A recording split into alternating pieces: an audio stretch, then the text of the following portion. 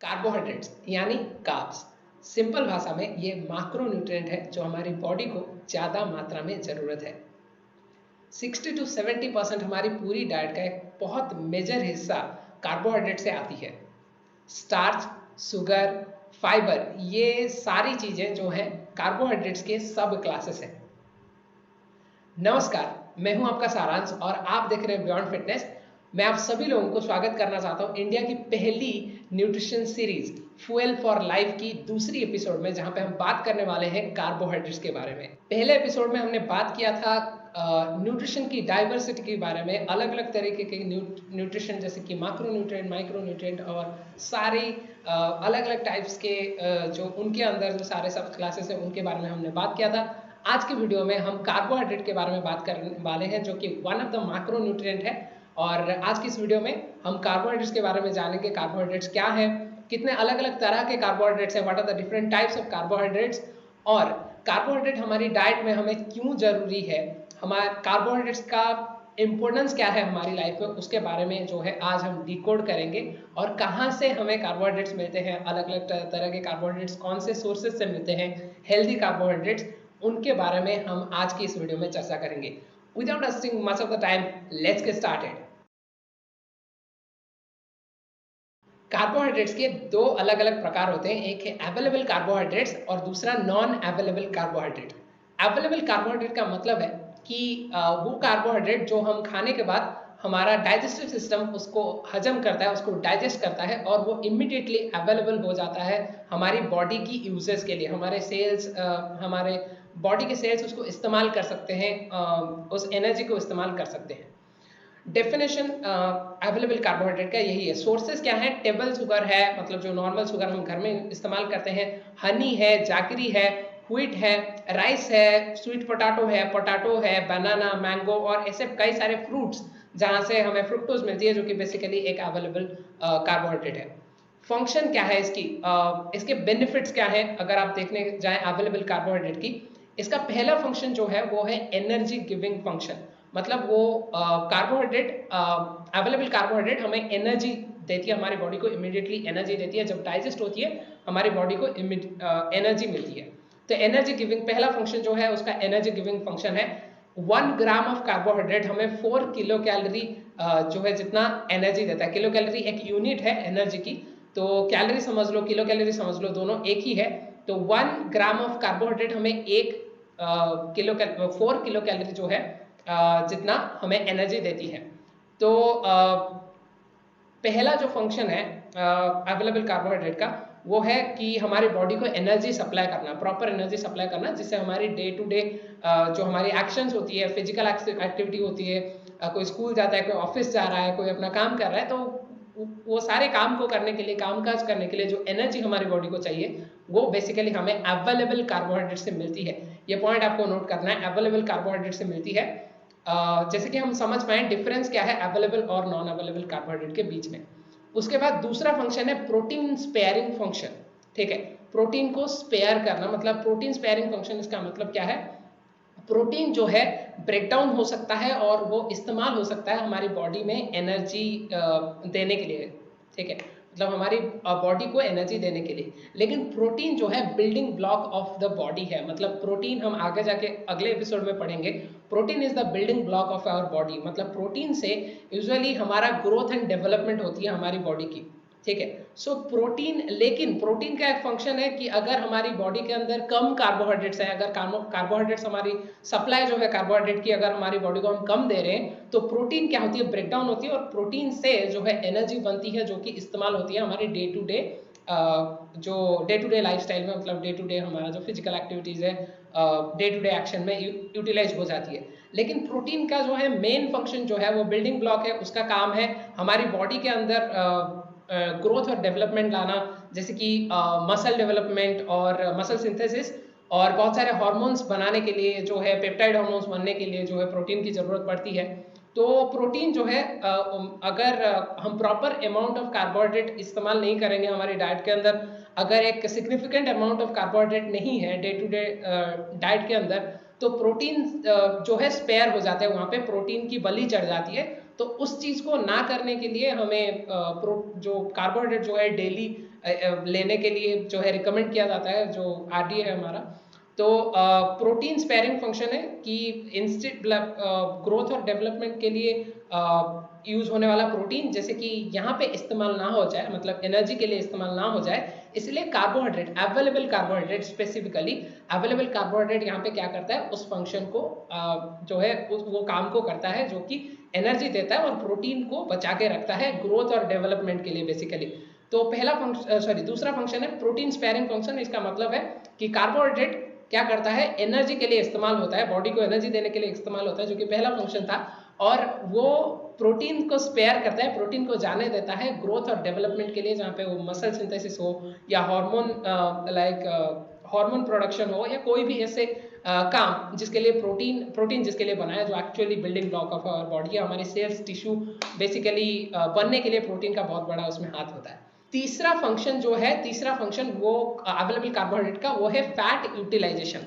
इसका मतलब है फैट को, मतलब जो डाइटरी फैट हम लेते हैं हमारे खाने में, उसको इस्तेमाल करने के लिए आपको कुछ अमाउंट, मतलब उसको आपकी बॉडी के अंदर इस्तेमाल होने के लिए कुछ मात्रा में कुछ अवेलेबल कार्बोहाइड्रेट्स कुछ मात्रा में आपके खाने में जरूर रहना चाहिए, तभी जाके आपका फैट अच्छी तरीके से यूटिलाइज हो पाएगा। फैट यूटिलाइजेशन और मेटाबॉलिज्म में, फैट मेटाबॉलिज्म में आपको कुछ अवेलेबल कार्बोहाइड्रेट्स भी जरूरी होते हैं।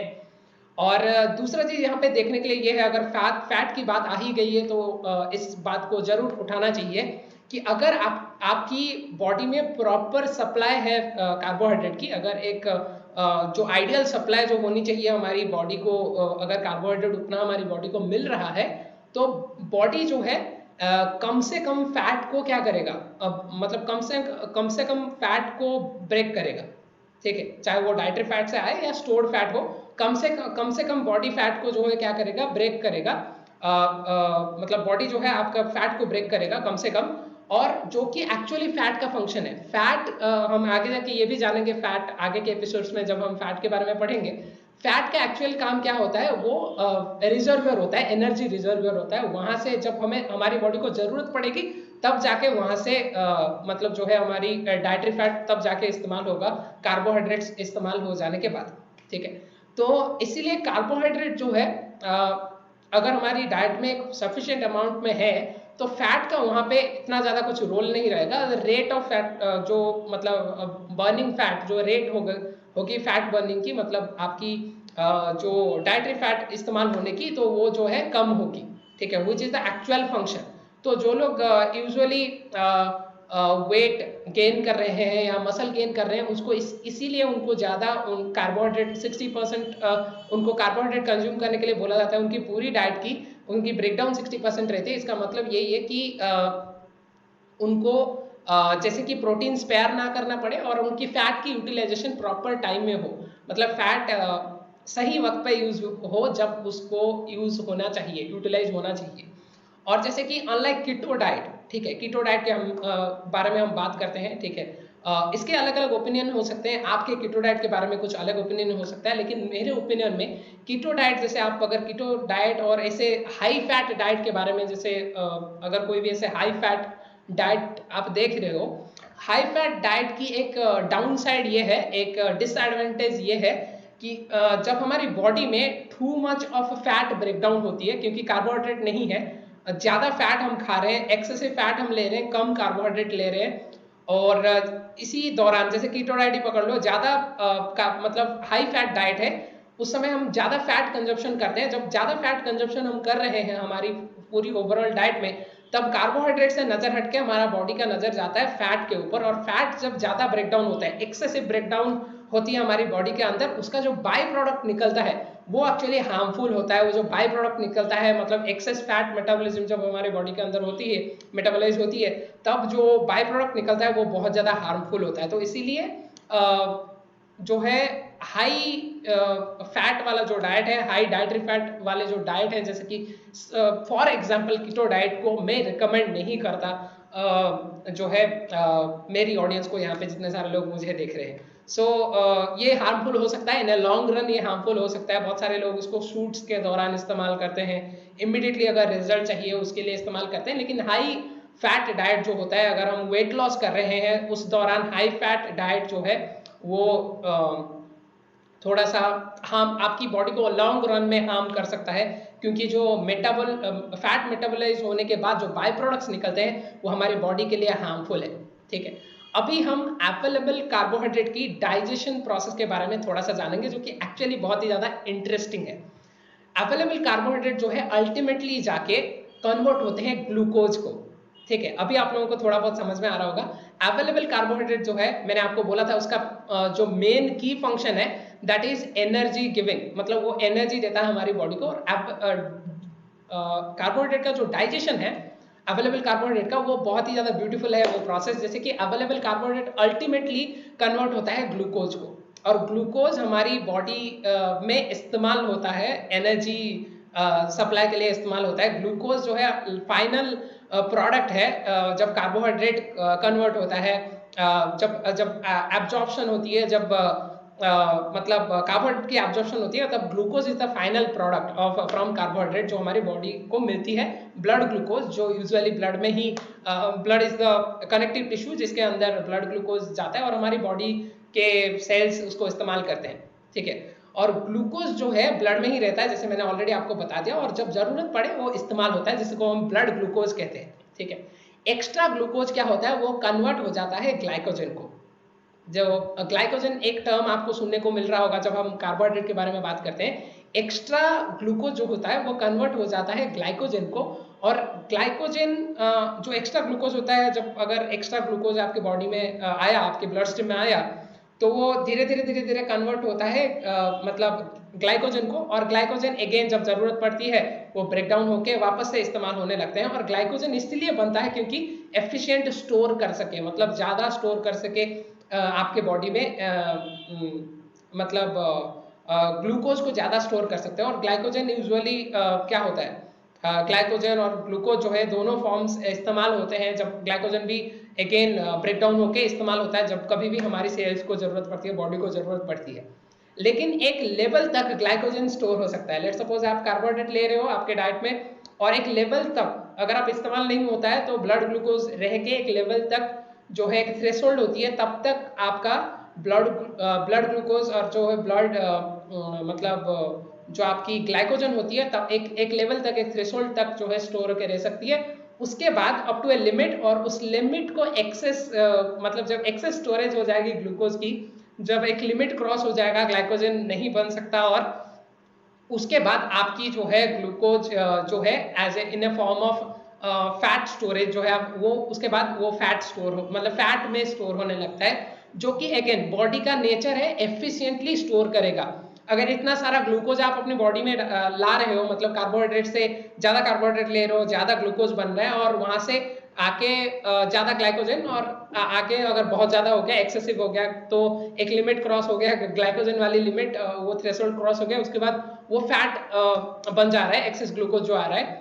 तो फैट बनती क्यों है, यहाँ पे अगर आप समझने की कोशिश करोगे, ठीक है, तो यूजुअली क्या होता है, इंडियन डाइट्स में बहुत ज़्यादा कार्बोहाइड्रेट रहती है, और प्रोटीन और बाकी सारे न्यूट्रिएंट्स के मात्रा बहुत कम रहता है। और जब आप ज़्यादा कार्बोहाइड्रेट आप अपनी डाइट में लेते हो, तो वो बेसिकली जाके वो ग्लाइकोजन की लिमिट हिट करती है, उसके बाद वो फैट बन के स्टोर होता है। तो इसमें कार्बोहाइड्रेट्स की कोई भी जो है गलती नहीं है, इसमें गलती जो है इंसान की है, हमारी है। हम ज़्यादा कार्बोहाइड्रेट लेते हैं, ज़रूरत से ज़्यादा कार्बोहाइड्रेट लेते हैं, इसीलिए हमारे बॉडी के अंदर ज़्यादा फैट स्टोर होता है। सो ये एक रीज़न हो सकता है आपकी ओबेसिटी का, कि आप ज़्यादा कार्बोहाइड्रेट कंज्यूम कर रहे हो, ज़रूरत से ज़्यादा। मैं ऐसा कभी भी नहीं रिकमेंड करूंगा आपको कि आप अपनी पूरी डाइट से कार्बोहाइड्रेट को निकाल दो, लेकिन कार्बोहाइड्रेट एक ऐसे, बिकॉज जैसे कि सारे अलग न्यूट्रिएंट्स है, कार्बोहाइड्रेट का भी उसका फंक्शन है, जैसे कि हमने तो अवेलेबल कार्बोहाइड्रेट के बारे में थोड़ा बहुत पढ़ा, लेकिन जो है कार्बोहाइड्रेट को पूरा कट करना is not the solution for fat loss और योर वेट लॉस। लेकिन अगर मॉडरेट यूज किया जाए कार्बोहाइड्रेट का डाइट में, आपकी प्लानिंग अगर वैसी हो कि आप अगर वैसे अपना मील प्लान करते हो जहाँ पे एक मॉडरेट अमाउंट ऑफ कार्बोहाइड्रेट है, तो वो डेफिनेटली आपको मदद करेगा आपकी वेट लॉस जर्नी में, आपकी फैट लॉस ट्रांसफॉर्मेशन में। तो ये था हमारा अवेलेबल कार्बोहाइड्रेट के बारे में। अभी हम पढ़ेंगे नॉन अवेलेबल कार्बोहाइड्रेट के बारे में, जिसका दूसरा नाम जो है फाइबर है। ठीक है, this is the most interesting part about carbohydrate. So अभी पढ़ेंगे हम नॉन अवेलेबल कार्बोहाइड्रेट के बारे में, जिसका दूसरा नाम फाइबर है। फाइबर को एक अलग न्यूट्रिएंट मानते हैं। यूजुअली मैंने देखा है कि यूजुअली हम जो है फाइबर को एक दूसरा न्यूट्रिएंट मानते हैं, लेकिन फाइबर जो है वो कार्बोहाइड्रेट के अंदर ही आता है। मतलब कार्बोहाइड्रेट का एक श्रेणी है जिसको हम नॉन अवेलेबल कार्बोहाइड्रेट कहते हैं। इसका डेफिनेशन क्या है, बहुत ज्यादा इंटरेस्टिंग है, ठीक है। इसका डेफिनेशन क्या है कि नॉन अवेलेबल कार्बोहाइड्रेट मतलब जो फाइबर है वो हमारा बॉडी, हमारा जो डाइजेस्टिव सिस्टम है उसको डाइजेस्ट नहीं कर पाता। Are you getting it? Let me repeat it. Non available carbohydrate का मतलब क्या है? ह्यूमन डाइजेस्टिव ट्रैक्ट जो है, ह्यूमन डाइजेस्टिव सिस्टम जो है, नॉन अवेलेबल कार्बोहाइड्रेट माने फाइबर को डाइजेस्ट नहीं कर पाता, उसकी एबिलिटी नहीं है डाइजेस्ट करने के लिए। इसमें यूजुअली सेलुलोज होता है और कुछ complex, highly chained complex carbohydrate रहते हैं जिसको हमारा ह्यूमन डाइजेस्टिव सिस्टम डाइजेस्ट नहीं कर सकता है, ठीक है। तो नॉन अवेलेबल कार्बोहाइड्रेट जो फाइबर है उसके सोर्सेस क्या क्या हैं, ठीक है। और फाइबर बहुत ज़्यादा जरूरी है, इसके बारे में हम अभी थोड़ा चर्चा करेंगे नॉन अवेलेबल फाइबर के बारे में, क्यों जरूरी है और ये साइड वाला कार्बोहाइड्रेट हमें कैसे मदद कर सकता है अलग अलग चीज़ों पे, जैसे कि वेट लॉस हो गया और हमारा कॉन्स्टिपेशन को क्योर करने के लिए, कॉन्स्टिपेशन को कंट्रोल करने के लिए, वो सारी सिचुएशन को मैनेज करने के लिए कैसे नॉन अवेलेबल कार्बोहाइड्रेट और फाइबर हमें मदद कर सकता है, उसके बारे में चर्चा करेंगे। लेकिन सबसे पहले नॉन अवेलेबल कार्बोहाइड्रेट का डेफिनेशन ये है कि ये वो कार्बोहाइड्रेट है जो कि नॉन अवेलेबल है। उसका नाम ही ऐसा है, नॉन अवेलेबल, मतलब जो इस्तेमाल नहीं किया जा सकता, जो अवेलेबल नहीं हो सकता हमारी बॉडी के लिए, जो अवेलेबल नहीं हो सकता, हमारा डाइजेस्टिव सिस्टम जिसको अवेलेबल नहीं करवा सकता, मतलब हमारा डाइजेस्टिव सिस्टम उसको डाइजेस्ट करके यूटिलाइज नहीं कर सकता, तो उसका मतलब है नॉन अवेलेबल कार्बोहाइड्रेट यानी कि फाइबर। तो सोर्सेस क्या क्या हो सकते हैं? छिलका, मतलब कोई भी आप सीरियल्स ले लो, जैसे कि अनाज, जितने सारे आपके गेहूं हो गया, चावल हो गया, बाजरा हो गया, जितने सारे अनाज के टाइप्स हैं, उनके छिलके, मतलब उनके जो है ऊपरी लेयर, जो हस्क हम जिसको बोलते हैं बेसिकली, वो लेयर जो है, छिलका जो है, वो अनाज की जितने सारे होते हैं छिलकों से, वो हस्क लेयर से, वो आउटर लेयर से, वहां से हमें क्या मिलती है? फाइबर मिलती है। लेग्यूम, मतलब जितनी फलियां होती है, मतलब जैसे कि ग्रीन मटर हो गया, और वो मटर जो क्लासेस उनकी जो होती है, वो जो फलियां होती है जितने सारे भी, वहां से हमारी जो भी वेजिटेबल्स देख लो, जो वहां से जितनी फलियां होती है, जो जैसे कि ग्रीन मटर मैंने एक एग्जांपल दिया, वहां से हमें जो है फाइबर मिलती है अच्छी अमाउंट का। और लेंटिल्स, मतलब जो दाल फैमिली है, वहां से भी हमें अच्छी खासी मात्रा में जो है कार्बोहाइड्रेट्स मिलती है, मतलब नॉन अवेलेबल कार्बोहाइड्रेट फाइबर मिलती है। वेजिटेबल और फ्रूट्स, जैसे कि कुकुम्बर हो गया, कैरेट्स हो गया, और फ्रूट में बहुत जितने सारे, ऑलमोस्ट सारे फ्रूट से हमें कुछ ना कुछ अमाउंट का फाइबर मिलता है। कुकुम्बर और कैरेट मैंने इसलिए बोला क्योंकि यूजुअली हम उसको सलाद में इस्तेमाल करते हैं, और उनके जो छिलका होता है, यूजुअली कुकुम्बर ज्यादा लोग क्या करते हैं, उस छिलके को मतलब साफ करके खाते हैं, लेकिन छिलका के साथ खाना चाहिए। ये एक ट्रिक है जो आपको मदद कर सकता है आपको ज्यादा, मतलब आपके बॉडी में फाइबर सप्लाई के लिए, मतलब नॉन अवेलेबल कार्बोहाइड्रेट की सप्लाई के लिए। तो ये इस्तेमाल नहीं हो सकता, लेकिन इसको खाए क्यों, ठीक है, ये चीज हम आगे पता लगाएंगे।